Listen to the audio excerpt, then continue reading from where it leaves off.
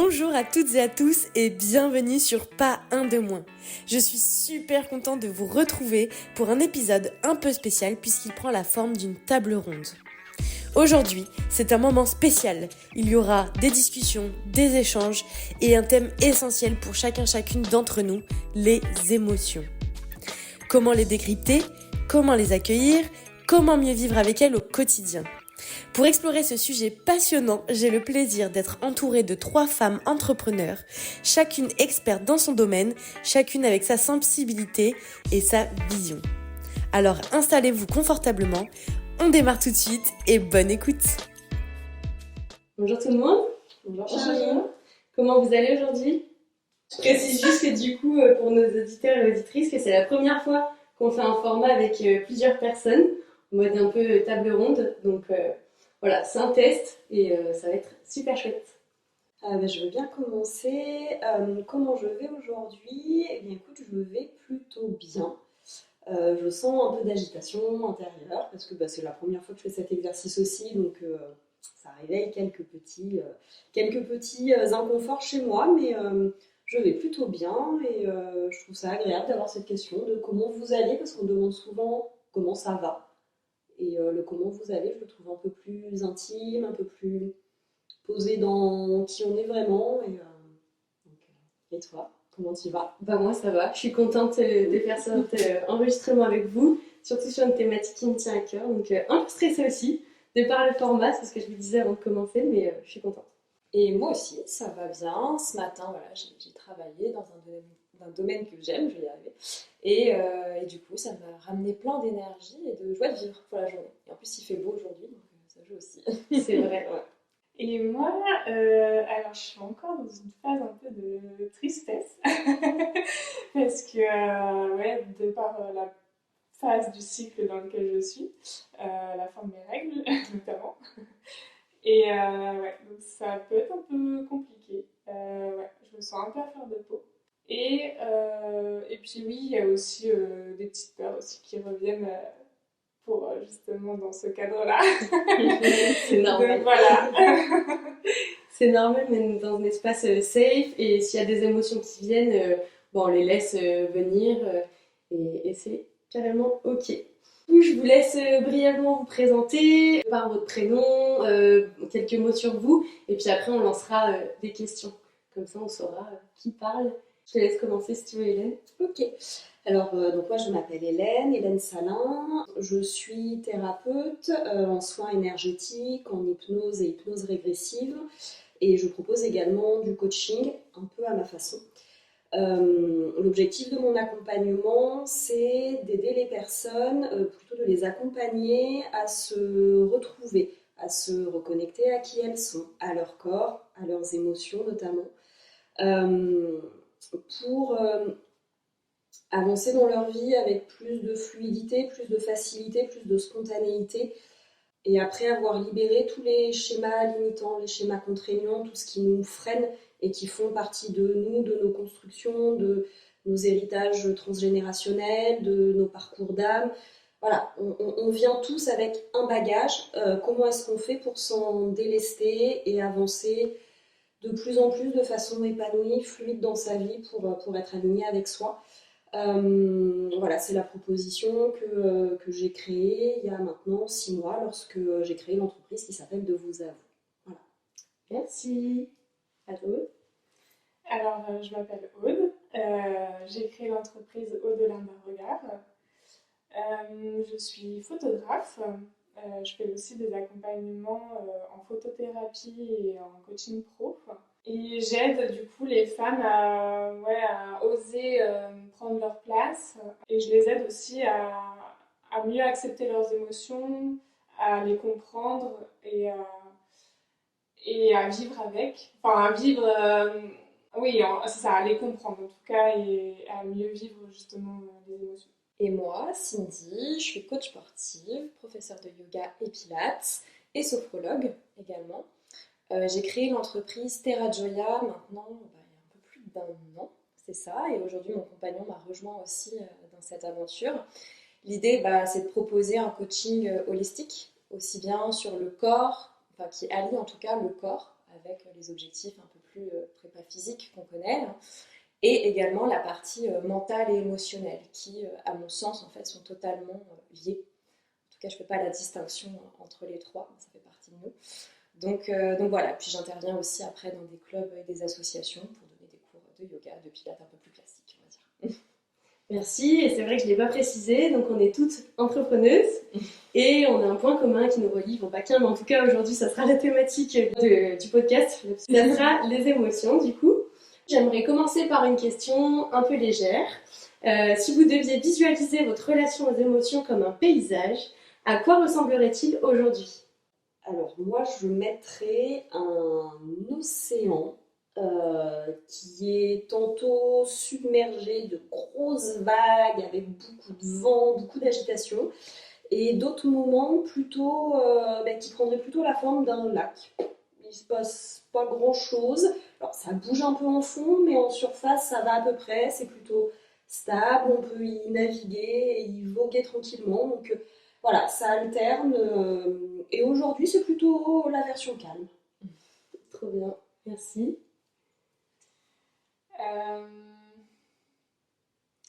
Moi, j'avais pensé,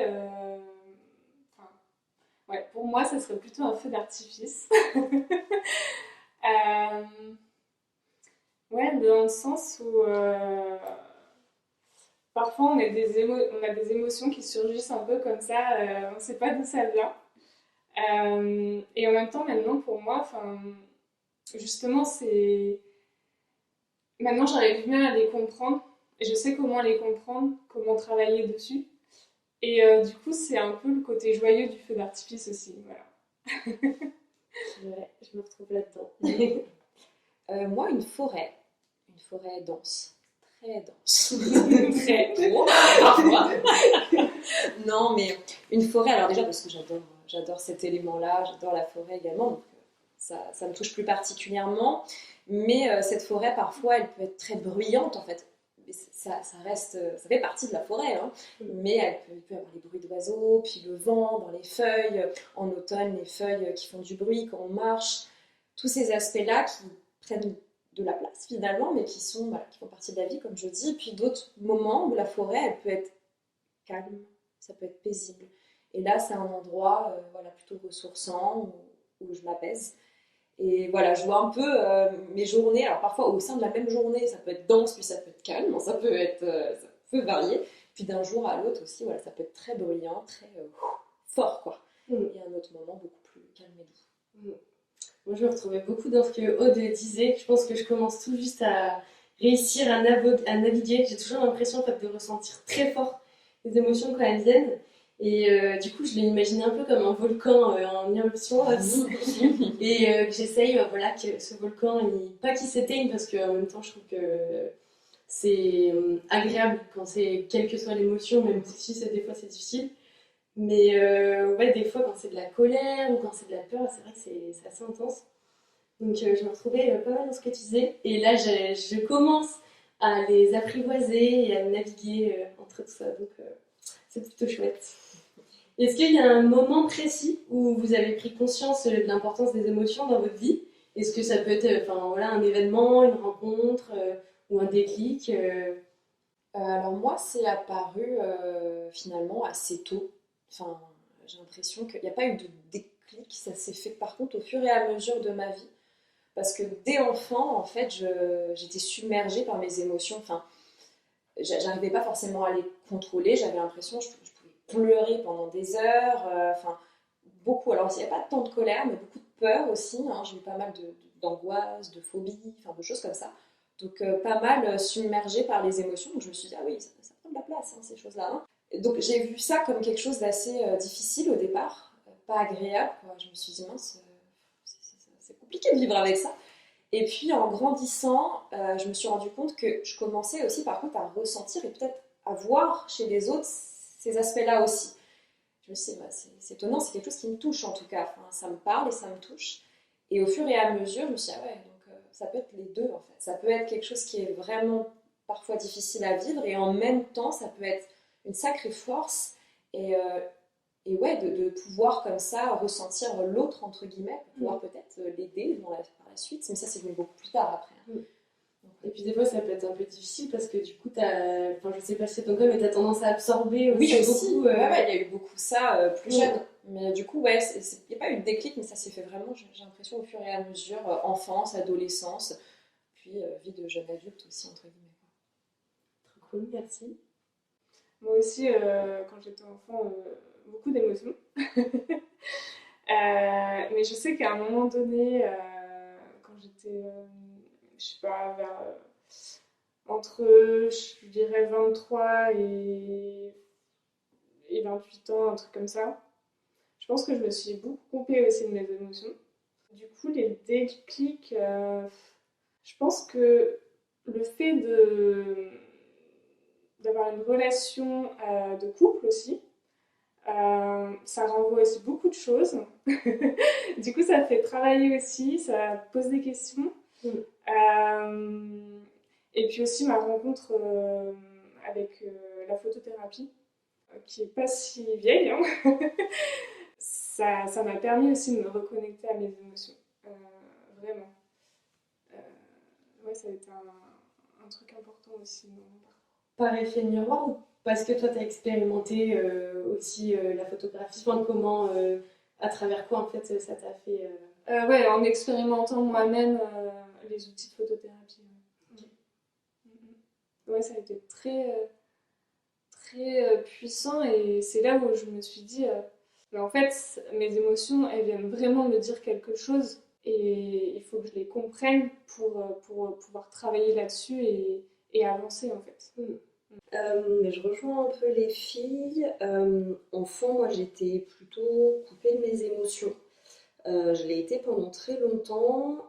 Par contre, j'étais très impactée par les émotions des autres. Une personne à côté de moi était triste, même si moi, dans le fond, j'étais plutôt joyeuse, je devenais triste comme elle. Donc, une espèce d'éponge comme ça, avec beaucoup de difficultés à comprendre pourquoi et l'impression de me faire absorber par ces émotions. Donc comme à cette époque-là, je ne comprenais pas du tout ce qui se passait, j'ai un peu coupé ça. Dans ma vie personnelle, j'étais régulièrement un peu submergée, sans trop comprendre ce qui se passait. Et puis, j'ai coupé petit à petit l'accès à mes propres émotions parce que quand elles arrivaient, elles étaient tellement extrêmes, tellement intenses que c'en était difficile à vivre, pardon. Pour l'entourage, c'était difficile à accepter aussi. On est dans une société qui est quand même globalement plutôt coupée de ses émotions, qui accepte peu des émotions qui débordent, qui s'expriment.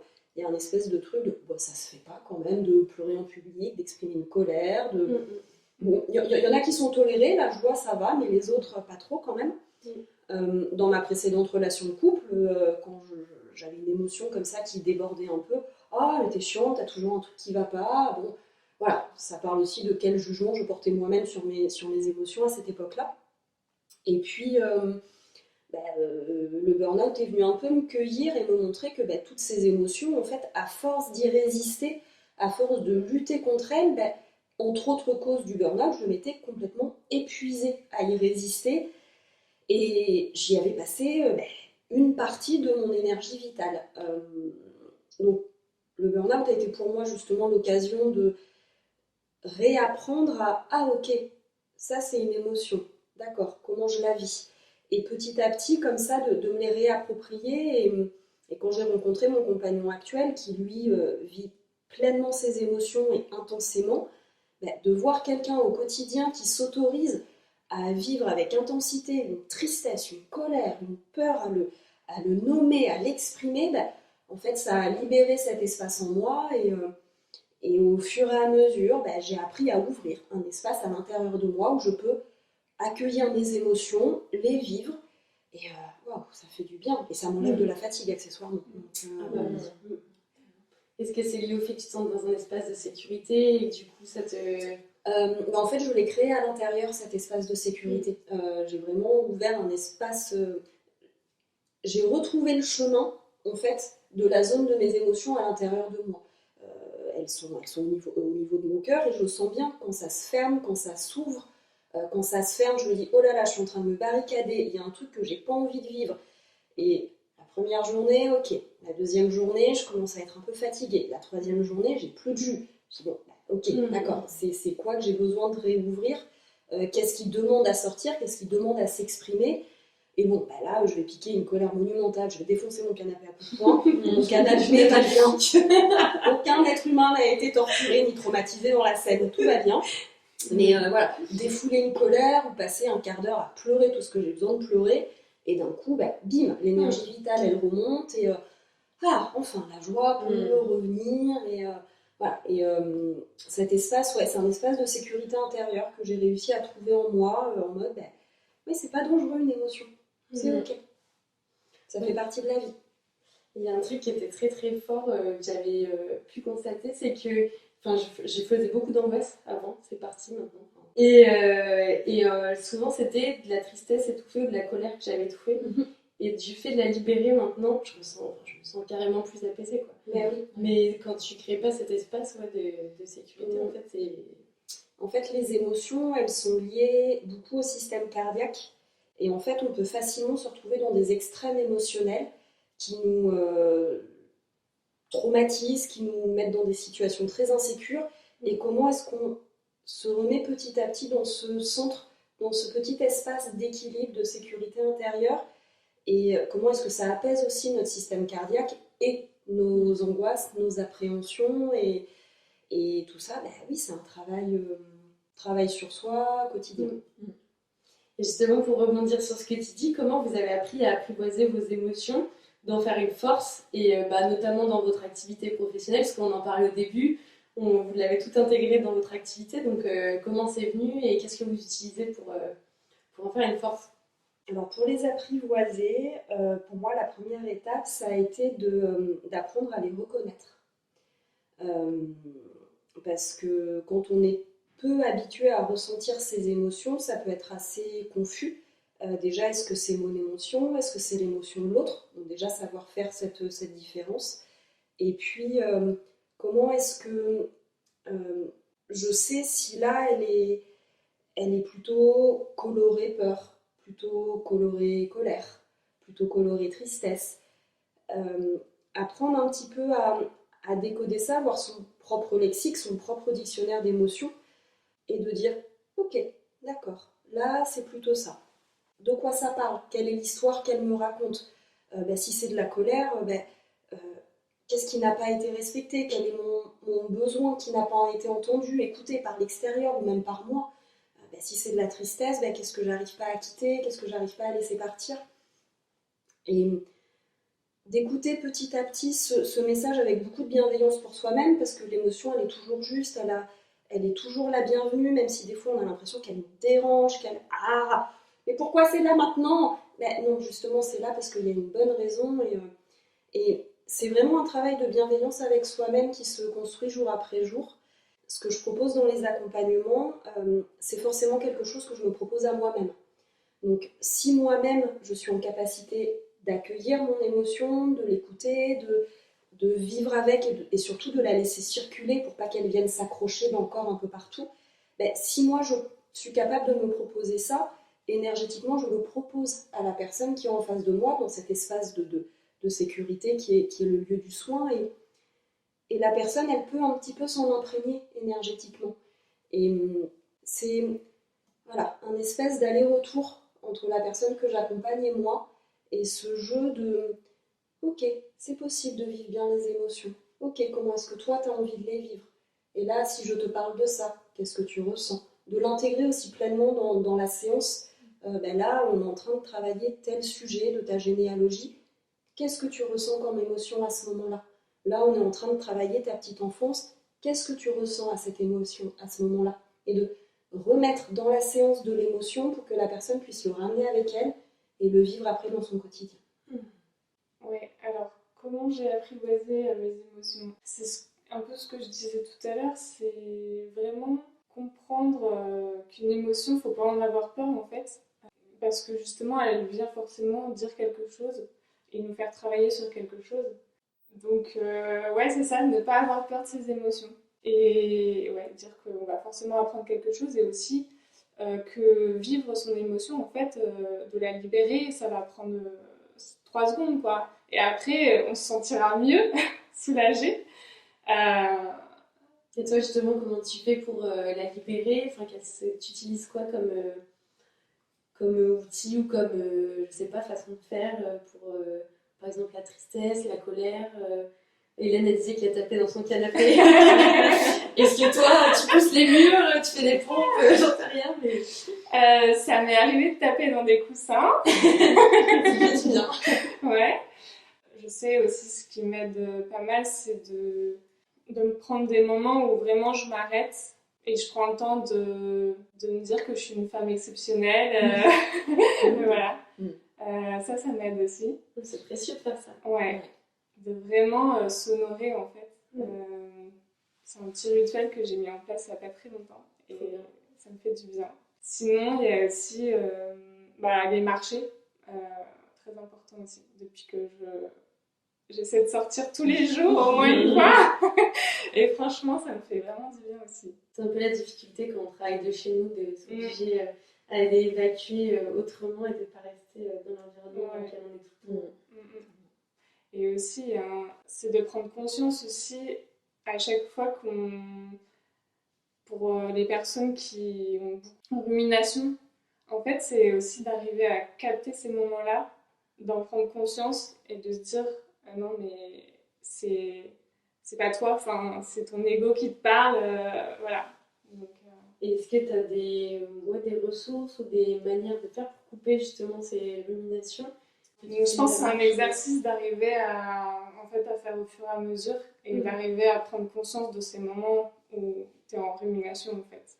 Et tu as des pensées négatives qui viennent comme ça. Vraiment, c'est un exercice à faire, je pense, tous les jours, d'essayer de capter ce moment-là et de dire stop.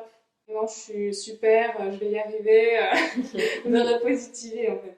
Et ça se rejoint avec le fait de ce que tu disais de ralentir, de prendre le temps d'écouter aussi ce qui se passe. De revenir en présent en fait, c'est ça. C'est hyper dur, ça, je trouve. Ouais. Merci. Je rejoins les filles. Je pense qu'effectivement, pour les apprivoiser, la première étape, c'est d'en prendre conscience.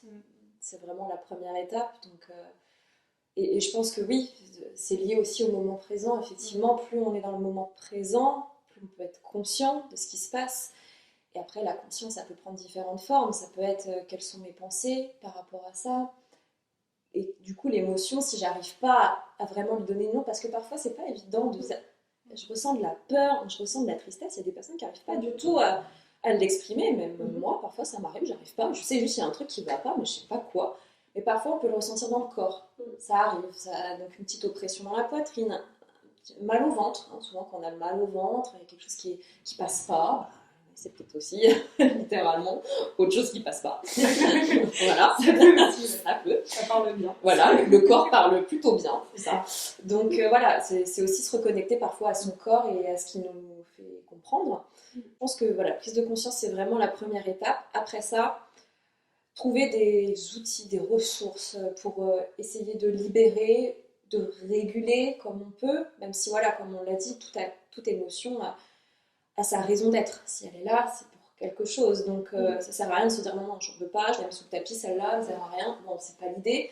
Mais c'est plutôt si elle est trop présente et qu'elle nous fait souffrir sur le moment, en tout cas, l'accepter et ensuite se dire je vais essayer de réguler ça.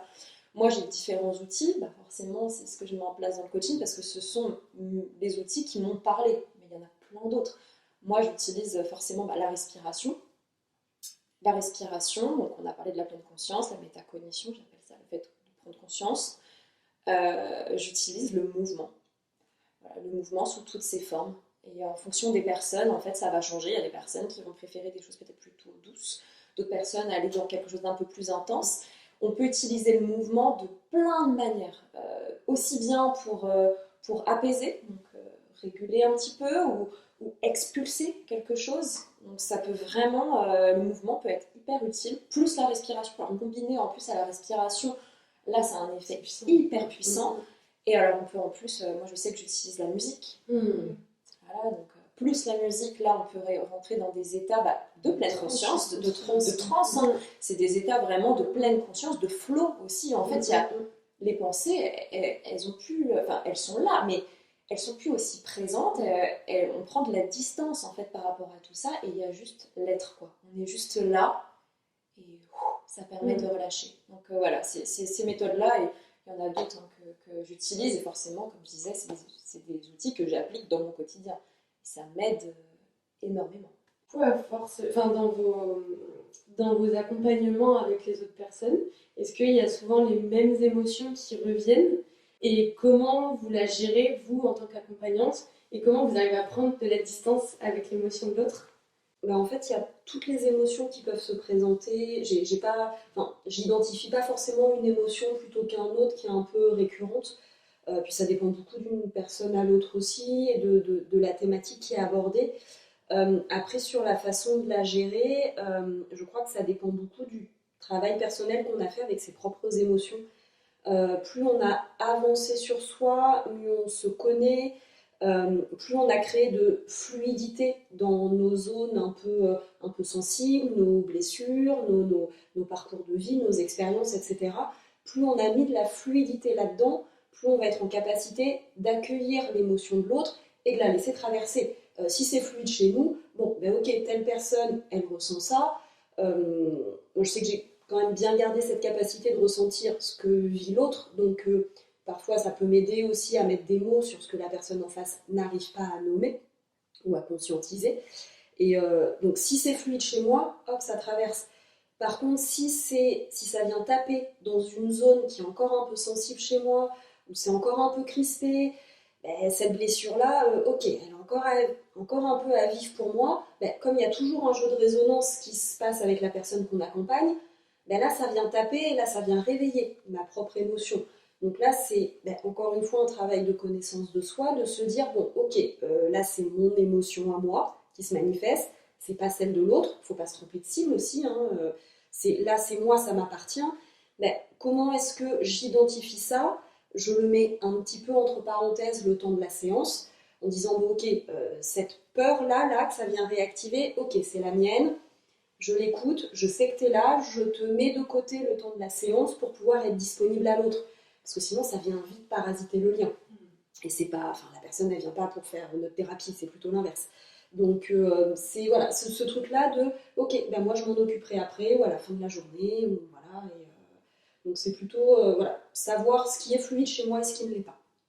Bah ouais, non, mais je rejoins totalement Hélène sur sa vision des choses.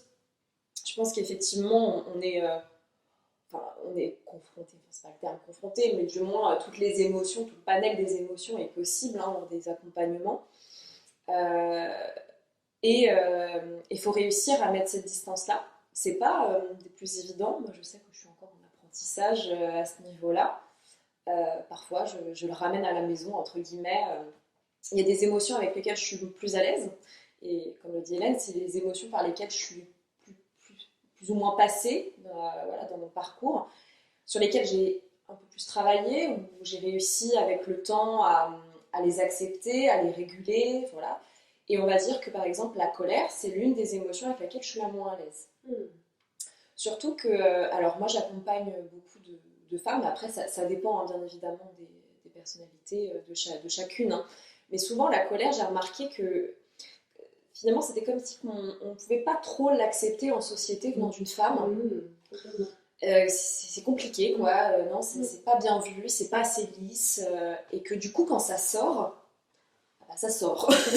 Mais il faut que ça sorte, c'est bien, c'est une belle chose. Et puis mon accompagnement, voilà, il est fait pour ça aussi, ça doit sortir. Mais alors quand ça sort, vu que moi aussi j'ai l'impression finalement que je suis assez conditionnée quand même, hein, malgré tout, j'essaie de me déconditionner, mais je suis conditionnée, il y a un côté, pourquoi c'est en colère, je le prends pour moi, enfin voilà, il y a quelque chose sur le moment, bien évidemment, voilà, j'essaie de l'accepter et de l'accueillir autant que possible, je reste humaine. Donc oui, ça me fait effet miroir. En fait, je pense que c'est ça le mot. C'est un effet miroir. Ouais, c'est ça. Et ça me fait énormément progresser parce que du coup, quand je rentre le soir, je me dis du coup c'est intéressant parce que moi aussi, sur cet aspect-là, peut-être que je devrais encore plus l'accepter, encore plus la libérer. Voilà. Donc moi, c'est la colère particulièrement, mais oui, je vois beaucoup de tristesse, beaucoup de peur aussi. Moi, je vois de la joie aussi, c'est bien. Et heureusement, voilà, c'est ça. Voilà. C'est vrai que la colère, en plus, elle est souvent dans notre tête associée à de la violence ou à voilà. quelque chose de très fort, en fait, alors que ça peut être hyper sain et que ça peut s'inviter à mettre en mouvement, en fait, et à faire changer les choses. Mais on ne le perçoit pas comme tel. Et même moi, la première, j'avais très très peur de me mettre en colère parce que j'avais peur de qui je serais en fait en colère. Voilà, c'est ça. Donc, et en fait, le fait de l'étouffer, c'est encore pire. Parce que quand elle sort, t'as envie d'exploser littéralement. C'est la fureur, quoi, quand ça sort. Donc, ouais. Et en fait, il y a des colères, j'apprends encore évidemment, mais qui sont hyper saines et qui sont nécessaires. Quoi. Ouais. Ben, en fait, la colère, elle est là aussi pour dire que quelque chose en soi n'a pas été respecté. Ça peut être l'espace sacré de son corps, ça peut être une valeur, ça peut être plein de choses. Et en fait, elle est saine, elle est salvatrice et elle est source d'une énergie colossale.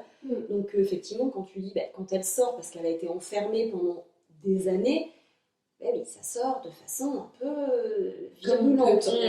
Mais en même temps, si on s'était autorisé depuis toute petite, si la société nous avait autorisé depuis toute petite à la faire sortir, elle pourrait sortir de façon très équilibrée, très posée, sans être en train d'hurler sur la terre entière et de vouloir détruire la moitié de la maison et d'ouvrir tous les placards en disant qu'est-ce que je peux balancer contre le carrelage, ça va faire beaucoup de bruit, ça va bien me défouler. Non, juste poser, non, là je suis pas d'accord. Je suis pas d'accord avec ça. Et ça peut juste être une colère hyper saine et ça peut suffire.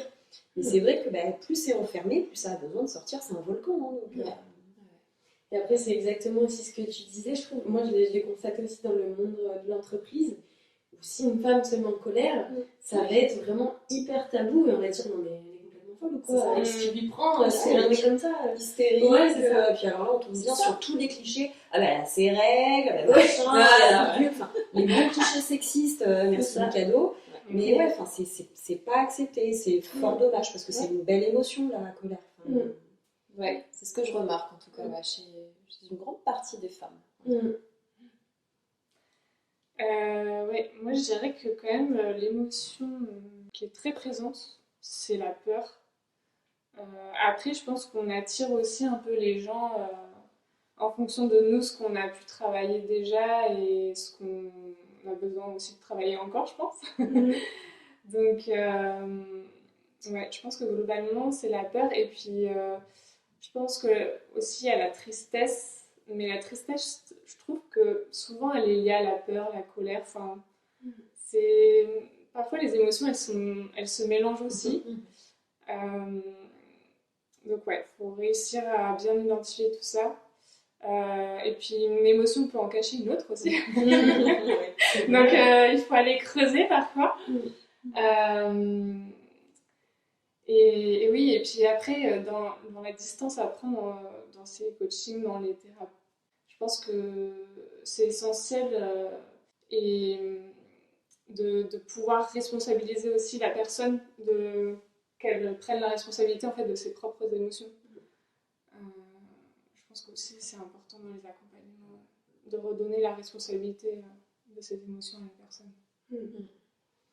Même dans le quotidien, en vrai, c'est de se responsabiliser chacun de ce qu'on ressent. Ça devrait être le cas. Après, c'est plus facile à dire qu'à faire. Pour rebondir sur ce que disait Aude, qu'une émotion peut en cacher une autre, c'est quelque chose que j'ai vécu pendant des dizaines d'années. C'est que moi, j'ai toujours dit, la colère, je connais pas. Je sais pas ce que c'est. Bon, je suis jamais en colère, tout va bien. Et mon émotion refuge, c'était la tristesse. Et en fait, la tristesse cachait la colère que je n'arrivais pas à exprimer. Et je trouve que ce que tu dis, dans ça, c'est vraiment très très juste de ne pas s'arrêter à... Enfin, parfois, il est utile d'aller au-delà de ce qui paraît évident et de ce qui arrive en premier lieu, parce que derrière une colère peut se cacher une peur, derrière une tristesse peut se cacher une colère ou une peur. Enfin, et ces émotions entremêlées parlent aussi de nos mécanismes un peu de défense et de protection. Et ça, c'est hyper intéressant à aller déconstruire. Déjà parce que ça permet de mieux se connaître. Et je crois que c'est tout un peu ce qu'on cherche autour de cette table. Donc mieux se connaître sur nos mécanismes de fonctionnement. Et puis aussi repositionner la bonne énergie au bon endroit. Et lui donner l'importance qu'elle mérite. Et du coup être à l'écoute du bon message. Et pas du message qui cache... Enfin, c'est l'arbre qui cache la forêt en fait. Donc réussir à à démêler un petit peu ça. Des fois, c'est hyper simple, des fois, ça prend plus de temps. Bon, ça, c'est propre à chacun. Ça me parle carrément, mais moi, c'était plutôt la colère qui masque la tristesse. J'ai beaucoup mal à pleurer encore. J'arrive à faire venir, enfin, quand ça vient, à laisser couler, mais franchement, pendant des années, j'ai pas pleuré. Et en fait, à la place, du coup, ça se transforme beaucoup en colère ou en angoisse, en fait. Et là, d'évacuer, il y a un moment donné où j'ai vraiment ouvert les vannes. J'ai pleuré des jours entiers. Mais franchement, c'est vrai que ça m'a apaisée, quoi. Et c'était comme bloqué. Et enfin, du coup, je le dis un peu mieux maintenant, mais c'est vrai que. Et ça se retranscrivait beaucoup par de la colère, de l'irritabilité, des fois de l'angoisse. Et je me disais, mais c'est pourquoi c'est bien, pourquoi c'est là? Et en fait, en perçant le truc, ça a libéré tout, quoi. Mais de mettre le doigt dessus, franchement, c'est pas facile parce qu'on regarde la couche superficielle. Ouais, c'est ça. On se dit, mais pourquoi je suis une révoltée de la vie en fait? Qu'est-ce qui se passe? Pourquoi tout me révolte? Et en fait, ça cachait beaucoup de tristesse. Ouais, puis en plus, on est très très fort pour se créer des stocks d'émotions. Ouais. Effectivement, quand on perce une poche, là, bon, c'est comme à l'accouchement, on perce la poche des os. Voilà, ça déverse un flot émotionnel, voilà, et on se fait submerger par une vague là, qui nous tombe dessus, mais petit à petit, on peut les vider, ces stocks, et on peut même apprendre à se dire, ok, là, je vais aller puiser dans un stock, parce que là, justement, j'ai besoin de jus, donc comment est-ce que je vais chercher ce stock-là pour une activité sportive, de la créativité, enfin, on peut s'en servir de plein de façons différentes, donc nos stocks, ils sont, pour certaines personnes, très très bien constitués, donc autant aller s'en servir, quoi. Et ça fait un peu peur aussi des fois quand t'as le stock qui se vide, tu te dis waouh, qu'est-ce qui se passe Et de l'accepter, ça aussi, ça nécessite un peu de temps, quoi. L'intensité peut être un peu perturbante. Et d'ailleurs, dans le stockage des émotions, on les stocke vraiment dans le corps et justement, quand ça devient un symptôme, souvent, par exemple des problèmes digestifs ou des maladies, tout ça, c'est des émotions qui n'ont pas été vécues et qui se transforment en symptômes, en fait. Donc ça aussi, c'est intéressant de pouvoir les voir. Ouais, la symbolique du corps, elle est très très aidante là-dedans. Comment est-ce qu'on remet la personne dans l'écoute de ses symptômes corporels. Et ça, on le voit aussi dans les pratiques, notamment sportives, par rapport à des personnes qui vont être par exemple plus ancrées dans les jambes, il y a de l'ancrage, ou d'autres personnes qui vont avoir peur, par exemple, justement de s'ancrer. Et c'est comment le corps réagit par rapport à des mouvements, par rapport à de la charge, par rapport à ce genre de choses, ça peut aussi être assez étonnant. Ou le type de blessure qui revient. Souvent, les blessures torse à la cheville, si c'est toujours la même chose qui revient souvent, enfin, les épaules, il y a une signification, après, au niveau du corps, un vrai symbolisme, quoi. Donc c'est intéressant aussi. Et quand tu dis ancrage, du coup, qu'est-ce que tu entends pour... Moi, je parle de l'ancrage que je vois beaucoup, et chez beaucoup de femmes, après encore, je ne fais pas une généralité non plus, mais il y a souvent un manque d'ancrage dans les jambes, dans le fait de s'ancrer dans le sol, de stabilité, de force, de puissance. Alors, après, moi, je fais le lien aussi avec le yoga. Pour moi, c'est lié directement au chakra racine, à cette essence de vie, mais aussi à cette force, à cette puissance qu'on ne reconnaît pas forcément. La femme ne se le reconnaît pas forcément non plus. C'est pour ça qu'on voit beaucoup plus de femmes aussi aujourd'hui dans les milieux sportifs. Et c'est super, c'est génial. Parce que je pense qu'il y a une volonté d'expérimenter sa propre force et sa puissance, quoi, en tant que femme. Donc souvent, moi, ce que je remarque, c'est voilà, un manque d'ancrage. Et moi, je l'ai vécu aussi. Je l'ai vécu, je l'ai travaillé. De me réapproprier vraiment mes jambes jusqu'au bout de mes pieds pour m'ancrer davantage dans la vie. Parce que moi, j'étais quelqu'un d'assez... je le suis encore, mais plus dans des énergies hautes. Voilà. Pas assez ancrée, moi, pour le coup. Et donc, ça m'a fait du bien, par le mouvement, de me réancrer dans mon corps et de trouver cet équilibre juste, en fait, entre la tête dans les étoiles, le ciel, et puis les pieds ancrés dans la terre, quoi, et les pieds sur terre, en fait. Ce juste milieu entre les deux. Et donc, dans les coachings, souvent, on voit ça, et dans les salles de sport, en fait, on voit aussi les personnes qui sont un peu plus ancrées dans la terre et les personnes qui sont un peu plus, perchées dans les étoiles, quoi. Cette notion d'ancrage, en plus, elle est très intimement liée justement à l'accueil des émotions. Parce que l'ancrage, énergétiquement, il symbolise le lien à la terre. La terre en tant que symbole de mère nourricière, de maman qui nous accueille, qui nous enveloppe. Et comment est-ce que cette connexion, effectivement, comme tu dis, jusqu'au bout de ses orteils, et d'ailleurs, on l'entend bien chez certaines personnes, ah, moi, je suis bien dans mes baskets, hein, droit dans mes bottes. Toutes ces expressions-là, en fait, elles sont très symboliques du niveau d'ancrage des gens. Et plus on est ancré dans son corps, plus on est en capacité d'avoir des ressentis de façon générale. Et l'émotion est un ressenti à part entière. Et cet accueil des émotions, il passe beaucoup par cette qualité d'ancrage. Et tu nommes être un peu la tête dans les étoiles. Moi, c'est quelque chose qui m'arrive très souvent aussi, d'être un peu, cette sensation d'être un peu flottante, un peu perchée. Et si je me remets dans mon corps, si je redescends, je sens que il y a comme une barre énergétique à l'intérieur de moi qui s'abaisse progressivement. Et si je reviens dans mon corps, là, je me dis, waouh, j'étais en train de fuir quoi ? Là, il y a une douleur qui apparaît dans le corps que je ne sentais pas 3 secondes avant. Il y a un poids qui se met au niveau du cœur. Ok, qu'est-ce que j'étais en train de fuir ? Quel est l'inconfort que j'étais en train de fuir en me baladant un peu au-dessus de moi-même ? Et ça, c'est hyper intéressant à observer pour soi-même. Et c'est vrai que le yoga est un merveilleux outil d'ancrage. Enfin, tous les sports de pleine conscience, à mon sens. Oui. Et, le yoga, c'est le plus ancien à ce niveau-là. C'est même pas considéré comme un sport. Hein. Non, c'est même une discipline, une culture de vie, une philosophie exactement. Et c'est pour ça qu'à mon sens, ça devrait exister dans n'importe quel sport, cette pleine conscience-là. Quelqu'un qui fait de l'haltérophilie ou qui fait de la force en squat ou en deadlift sur les jambes, là par exemple, de bien prendre conscience de ses pieds ancrés dans le sol, de prendre conscience de ça, ça pourrait développer sa force et sa puissance en fait. Tout à fait. Utiliser l'émotionnel et le mental en fait dans le mouvement et le corps, quoi. Vraiment lier tout ça. Et comment au quotidien, du coup, pour des personnes qui ne pratiquent pas forcément du sport, on peut revenir à cet état de conscience, je dis n'importe quoi, on est dans le canapé, est-ce qu'il y a quelque chose à faire pour s'ancrer et pour revenir Alors moi je le pratique vraiment par un temps d'observation. Ok, où est-ce que je me sens ? Est-ce que je me sens un peu flottante au-dessus de moi ?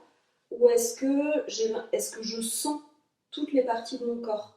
C'est juste un temps d'observation, une photographie de comment je me sens dans mon corps. Est-ce que je sens mon petit orteil là ? Là, typiquement, je ne le sens pas trop. Je sens le gros, mais je ne sens pas le petit. Ok, donc peut-être qu'il y a un petit manque d'ancrage à un endroit. Est-ce que je sens mon bassin ? Est-ce que je me sens stable dans mon bassin ? Et si la sensation reste un petit peu flottante, ça peut passer par une respiration ventrale très basse, très longue, qui fait redescendre tout le corps et qui en même temps va apaiser plein d'émotions d'ailleurs. Voilà. Ça peut passer par une discipline, une pratique corporelle, quelle qu'elle soit, où on cherche à redescendre vraiment bas dans ses pieds, ou alors de la visualisation, se visualiser comme en étant un arbre avec des racines qui partent du bassin et qui descendent profondément dans la terre. Tout ça, ce sont des petites astuces qu'on peut très facilement intégrer dans son quotidien, qui ne demandent pas de préparation particulière, de rituel particulier.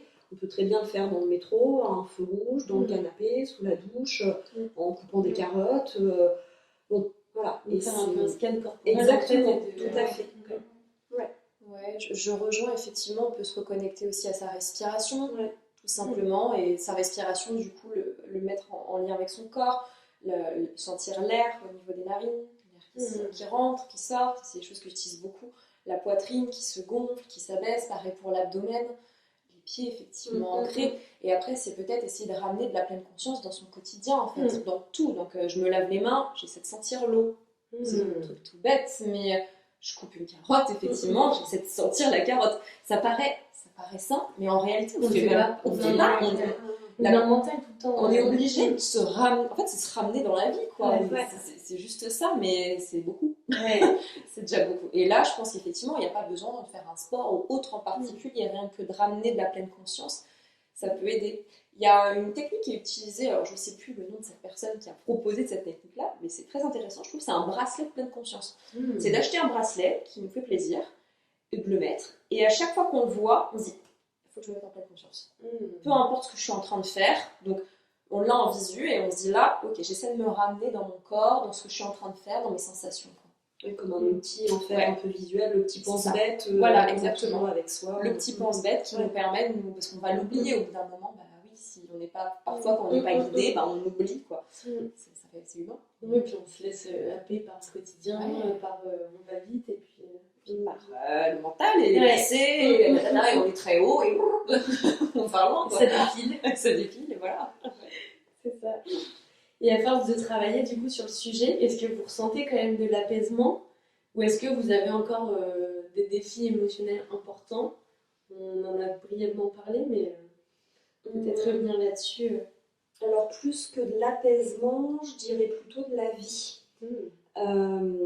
Parce que je me suis rendu compte qu'en fait cette sensation de calme plat absolu, et ben c'était plutôt le fait d'être coupée de mes émotions que d'être dans un état émotionnel totalement apaisé. Parce que les émotions, il y en a qui circulent en permanence, à plus ou moins grande quantité, plus ou moins forte intensité. Et l'espèce de truc de non, je ressens rien, en fait, techniquement, ça n'existe pas. Donc à ce moment-là, de quoi je suis coupée. Voilà. Donc en fait, voilà, plus qu'un vrai apaisement, c'est plus de la fluidité. Je dirais plus de la fluidité qui est de plus en plus facile à accéder, à connecter au quotidien. Et le défi, je le mettrais par rapport au collectif. Pour moi, les émotions, c'est encore quelque chose d'assez intime à vivre. Je le vis très, très, très, très, très facilement dans mon couple. Je m'autorise totalement à vivre pleinement mes émotions dans mon couple, chez moi. De plus en plus avec le premier cercle proche. Bizarrement, pas trop la famille, parce que moi, j'ai des parents qui sont plutôt coupés de leurs émotions, de ce qu'elles sont réellement, en tous les cas. Donc dans le cercle familial, pas trop, mais le cercle proche amical, je m'autorise à nommer les émotions, parfois même à les laisser s'exprimer. Mais dès que ça va au-delà, j'ai encore un peu de difficulté à la vivre pleinement, à la nommer, à l'exprimer. Donc je crois que c'est ma prochaine étape. J'y vais à mon rythme, c'est comme ça. Et l'essentiel, c'est que ce soit juste et cohérent avec ce que j'ai envie de vivre. Et voilà, c'est OK. Et ça accueilli comment du coup par ton cercle proche quand est-ce que ça les a surpris ou est-ce que c'est des gens qui te connaissaient pas d'avant? Alors c'est des gens avec qui j'ai un peu évolué et je me suis rendu compte que justement l'évolution que moi je me proposais, par résonance, par miroir, les personnes qui m'entouraient s'autorisaient petit à petit aussi à vivre leurs propres émotions, à en avoir un peu moins peur, comme disait Aude tout à l'heure, à s'autoriser un peu plus à avoir un gros coup de crise de larmes. Ok, pour moi les larmes elles guérissent. Ce sont des... Oui, elles sont là pour guérir. Les sels minéraux qui sont contenus dans les larmes, ils sont plein de petites particules qui viennent nous guérir, nous colmater nos brèches, voilà. Et oui, si moi je les vis et que ça se passe bien pour moi, c'est pleinement accueilli, c'est pleinement accepté. Et quand moi j'ai arrêté de me juger là-dessus, les personnes en face de moi ont arrêté de me juger. Puis tu offres un espace sécure aussi pour les personnes. Tout à fait. Et c'est c'est la chose la plus primordiale que je me positionne dans les espaces de soins. C'est ce moment où tout peut se passer, tout peut se déposer, autant pour la personne que je reçois que pour moi. Parce que c'est OK que moi aussi je partage mes émotions pendant les séances. Au contraire, ça les rend encore plus vivantes. Donc, c'est s'autoriser pour autoriser l'autre. Je pense qu'Hélène, elle l'a bien dit. C'est plus fluide, quoi. Parce qu'on comprend mieux, en fait, comment ça fonctionne. Après, c'est pas facile forcément d'identifier tout de suite ce qui se passe et tout ça. Mais c'est OK. En fait, je pense que je suis plus dans l'acceptation, en fait, que tout ce qui se passe, c'est OK, c'est juste. Et un espèce de lâcher prise par rapport à ça. S'autoriser aussi, c'est un mot qui convient bien. C'est déjà une grosse étape de s'autoriser à ressentir pleinement. Et puis c'est ça aussi qu'on propose dans nos accompagnements, c'est un espace vraiment sécurisé pour justement que les personnes puissent s'autoriser à libérer ces émotions en fait. Forcément, je rejoins les filles aussi. Moi j'ai l'impression, en tout cas au fur et à mesure, d'être plus actrice de ma vie et moins spectatrice. En fait. Je le vis comme ça. C'est-à-dire que enfant, adolescente, Et puis là encore, il n'y a pas si longtemps, je ne veux pas dire non plus que ça fait... Voilà.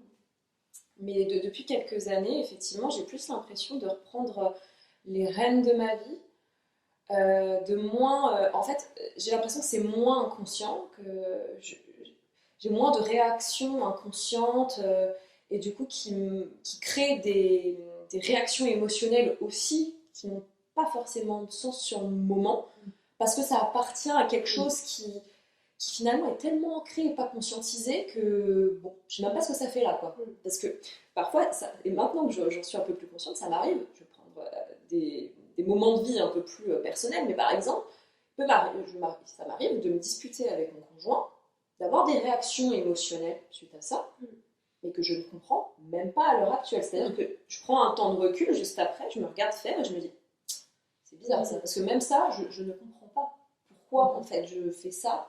Pourquoi je réagis comme ça? C'est hyper bizarre, je suis pas en accord avec moi-même. C'est quand même étonnant. Et je pense que toute cette approche permet justement d'être acteur, donc de prendre de la distance, de se voir faire là, et de se dire, ah oui, donc en fait, mais j'ai le pouvoir maintenant peut-être d'agir différemment. Maintenant que je suis consciente de ça, parce que sans la conscience de ça, il n'y a rien qui se passe, ça n'existe pas. Voilà, c'est l'inconscient qui fait sa vie, et puis voilà, ça déroule le fil, quoi.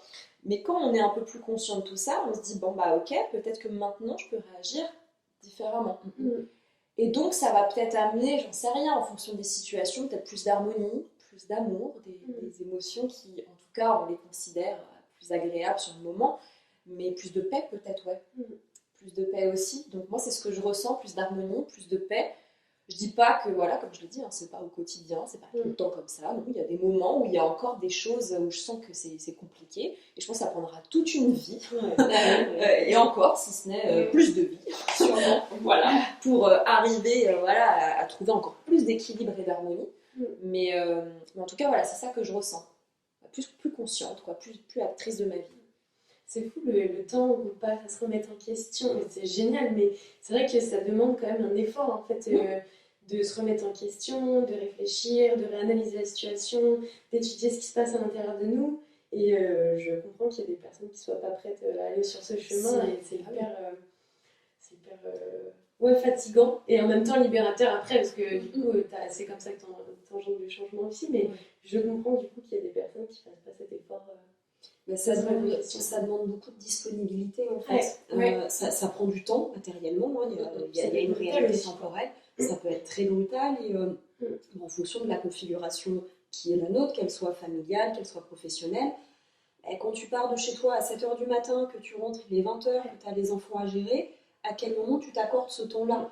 C'est vrai que c'est pas forcément simple, c'est pas évident. C'est pas automatique non plus. C'est pas, exactement, tout à fait. Et c'est un vrai travail de réintériorisation. Et les débuts peuvent être un peu chaotiques parce que, oui, où est-ce que je place ça? Quel temps je me consacre pour moi, rien que pour moi, non pas au détriment des autres, mais en me priorisant. Et comment réintégrer ça dans son quotidien, c'est pas toujours si simple. Ouais, c'est sûr. Et après, oui, c'est ça, c'est quand même on va dire que c'est ok de pas tout le temps être en train de dire, voilà, de pouvoir conscientiser. C'est vrai que c'est un exercice et au début c'est pas facile, donc c'est ok aussi. De juste ressentir quoi. Ouais, enfin, même de vivre une émotion comme ça et de pas comprendre tout de suite ce qui se passe, quoi. Voilà. Surtout que notre inconscient, c'est quand même 95% lui qui gère notre life. Donc, soit on passe effectivement notre temps à essayer de tout décrypter, et ça devient un peu complexe quand même. C'est ça, ça peut terminer d'ailleurs. Ouais, c'est ça. Et du coup, ça crée davantage de rumination, de questionnement, etc. Soit effectivement, comme tu dis, oui, ce qui m'arrive, ok, il m'arrive ça, d'accord, mais je laisse sortir le truc et peut-être qu'à un autre moment, je reviendrai l'écouter ou pas. Et puis si le message il est vraiment trop important à écouter, de toute façon ça se remanifestera. Oui, c'est ça, la vie est en fait. Exactement. Voilà. Si on n'a pas compris à un moment donné, ça va se représenter jusqu'à ce qu'on arrive à identifier ce que c'est et ce que ça vient chercher en fait. Puis on n'est pas toujours prêt non plus à entendre le message. C'est trop dur, là non, je suis pas dispo pour ça. Ok, je pense qu'il y a un temps pour tout, De toute façon, il faut trouver le juste équilibre et se sentir prêt à le faire. Si on le fait alors que, effectivement, on sent qu'il y a... Moi, j'ai pas mal de personnes qui me disent, bon, bah, écoute, je peux pas faire cet atelier parce que je sens que si je viens, je vais éclater en sanglots, je vais pas pouvoir le gérer, je vais pas me sentir bien après. Il y a plusieurs personnes qui m'ont dit ça déjà par rapport au yoga, ce genre de choses. Bah, en fait, oui, c'est ok. Enfin, c'est peut-être pas le moment. C'est peut-être pas le moment. Il y aura peut-être un moment qui sera plus opportun et peut-être que tu vas en ce moment plus profiter des distractions du monde et c'est ok aussi en fait. Et ça fait partie de la vie et heureusement que c'est là. Alors moi souvent on me dit ouais la télé c'est pas bien. Bah écoute peut-être que regarder une petite série si ça te fait du bien. C'est ta solution actuellement. Voilà, c'est pas grave en fait. Si l'autre solution c'est d'aller courir, bah vas-y, va courir, fais ce que tu veux. Pourquoi pas en fait. Après, c'est que pour la télé, par exemple, je trouve qu'il y a un gros phénomène aussi autour de la productivité qui nous culpabilise beaucoup de dire bon, ben, on est passif, on est devant la télé, bon, c'est un autre sujet, mais on a beaucoup de mal, je trouve, à rester sans rien faire et sans culpabiliser en fait. Alors qu'au final, s'ennuyer des fois, et franchement, moi je suis intolérante à l'ennui et j'essaye d'apprivoiser cet ennui parce que je me dis c'est hyper important aussi de s'ennuyer pour après dire putain, là je suis en train de kiffer parce que je fais plein de trucs. Et en même temps, c'est des temps où tu t'apaises et où ça redescend. Mais je sais pas, vous, comment vous vivez l'ennui et comment vous le... Alors, l'ennui a été très important pour moi dans la phase de convalescence de mon burn-out. Parce que justement, j'étais plutôt tendance hyperactive professionnelle. J'avais peu de temps pour voir mes amis, avoir une vie sociale. Donc, j'essayais de caler plein de choses aussi. Le temps de faire un peu de shopping aussi, de s'occuper de chez soi, de juste avoir le temps de prendre un bouquin, regarder un film qu'on a... Bon, résultat des courses, ça fait des semaines où clairement, il n'y a pas assez de temps. Et du coup, le burn-out m'a un peu obligée à aller chercher ces espaces d'ennui, ces espaces de ne rien faire, parce que de toute façon, je ne pouvais plus faire quoi que ce soit. Donc, comment est-ce que... Ok, là, je vais rester sur mon canapé. Et je vais rien faire. C'est dur, je trouve. C'est face au vide. Hyper dur, parce que ça te confronte à ton propre vide, à toi-même, à ton propre mal-être aussi. Et il n'empêche qu'il peut en sortir aussi de très beaux espaces de créativité. C'est une époque où j'écrivais énormément.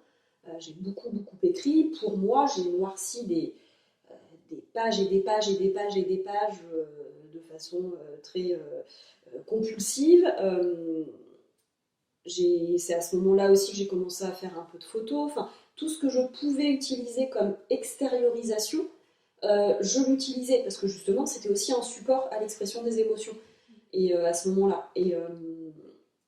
Et cet ennui a permis de faire émerger ça. C'est ce néant dont émergent tous les possibles.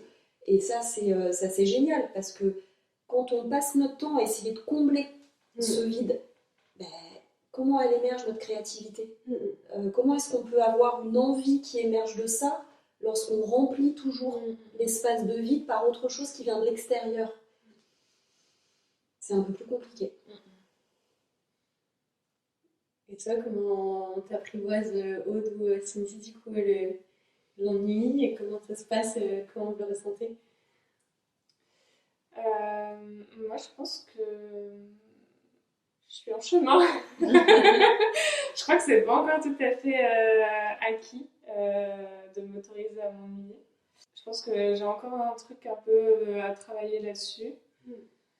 Même si j'arrive mieux quand même à justement, comme tu disais, à plus avoir la culpabilité en fait de rien faire. En fait, ça, je pense que quand même je l'ai accepté, que c'était ok de rien faire de temps en temps. Et puis justement, je vois que depuis que je me dis plus ça, comme tu disais, j'ai plus de temps pour écrire, pour faire des coloriages, voilà. Mais je trouve ça super. Ça s'ennuie. Ouais, c'est ça. Ouais. Et puis en plus, oui, c'est des moyens aussi de vider un peu le mental aussi. Et de remplir, mais par des choses qui viennent de nous, finalement. Ouais, Pas des en étant aussi dans la création. Et puis moi aussi, c'est un chemin. c'est en chemin. J'essaie de m'octroyer des temps d'ennui. Alors, je suis à ce stade. Oui, Tu mets dans ton agenda Ouais. un créneau Temps horaire d'ennui. Temps d'ennui. Ça peut commencer par ça. Hein. Bah oui, carrément. effectivement, moi Moi je. aussi. Ouais, non mais oui, C'est parce ça. que quand tu. Enfin, moi, le milieu d'auto-entrepreneuriat, je connaissais pas du tout. Et vraiment, les premières problématiques que j'ai eues, c'était ça en fait. Je ne m'octroyais pas de temps libre. J'avais l'impression que je devais tout le temps travailler parce que culpabilité, une liberté que je m'autorisais pas à prendre en fait. Et je l'ai encore maintenant. C'est-à-dire que quand je fais rien, bah, je suis pas hyper à l'aise. Ça commence à aller mieux. Mais c'est pas encore ça. Donc je m'octroie des temps d'ennui où j'essaie de ne rien faire, de ne pas bosser, de faire autre chose. Voilà. Et effectivement, je me rends compte que ça développe la créativité.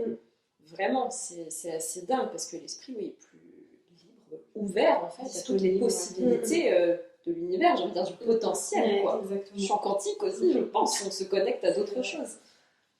Et ben on arrive à la fin du coup de cette conversation. Je vous propose de terminer sur une dernière question. Si vous pouviez envoyer un message à la personne que vous étiez il y a 10 ans, que lui diriez-vous à propos de vos propres émotions? C'est pas facile, hein? À la moi d'il y a 10 ans, je lui dirais qu'une émotion, c'est beau, c'est vivant. C'est quelque chose qui nourrit aussi, même si ça peut être inconfortable, même si ça peut être désagréable. C'est quelque chose qui nourrit et qui exprime une part de nous. Et pourquoi est-ce qu'on irait la mettre sous le tapis, cette part? Pourquoi est-ce qu'elle serait moins belle que les autres? Pourquoi est-ce qu'elle serait moins acceptée par la société, par notre environnement? Non, elle fait partie de nous, alors aimons-la comme les autres en fait. Moi, je me dirais que je comprends qu'elle ait pu se couper de ses émotions, que je lui en veux pas, et que c'est son chemin pour ensuite encore mieux les comprendre et les libérer et voir qu'au final, les libérer, c'est hyper bénéfique et ça permet d'avancer. De se remettre en action aussi, surtout avec l'émotion de la peur qui en fait fige en fait. Du coup, en action, on n'est plus dans la vie en fait. Et moi, je lui dirais de ne pas avoir peur en fait de ressentir pleinement ses émotions, de se laisser submerger. Que peut-être que sur le moment, ça paraît énorme, ingérable, et qu'on se sent différent aussi, et que c'est pas grave si elles se sentent différentes, mais ça peut aussi être différent, enfin du moins ça peut devenir une force en fait, cet aspect un peu différent entre guillemets des autres, qu'avec le temps elle va peut-être pouvoir mieux comprendre et pouvoir ensuite aider les autres aussi d'une certaine manière par cette meilleure compréhension des choses. Voilà, je pense que je lui dirais ça, de ne pas avoir peur et que ces émotions-là vont lui permettre d'avancer en fait. Parce qu'elles vont permettre de la mettre en mouvement. Les peurs qu'elle peut avoir aujourd'hui, elle va essayer de les dépasser, donc ça va la faire évoluer et grandir quoi, vers quelque chose qui la fait vibrer et qui va la rendre vivante aussi. Et bah trop cool. Merci pour tous ces partages. Merci à toi. Merci à toi. Et à bientôt. À bientôt. Merci, à bientôt.